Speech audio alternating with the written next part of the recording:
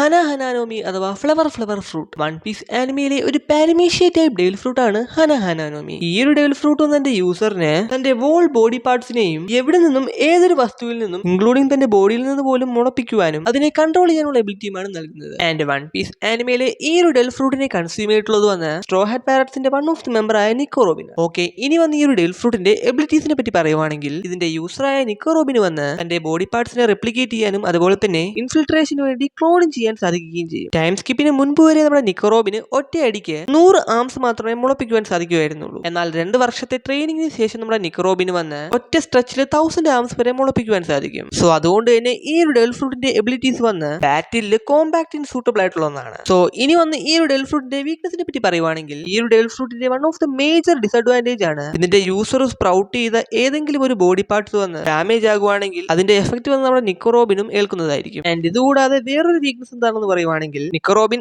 എത്ര തന്നെ arms sprout ചെയ്യുവാണെങ്കിലും ആ എല്ലാ ആംസിനും നിക്കോ റോബിന്റെ ബോഡിയുടെ ആക്ച്വൽ സ്ട്രെങ്ത് മാത്രമേ കാണുള്ളൂ. അതുപോലെ തന്നെ ഒരിടത്തു നിന്നും മുളച്ചു വന്ന ബോഡി പാർട്സിന്റെ ലൊക്കേഷൻ മാറ്റുവാൻ സാധിക്കുന്നതുമല്ല.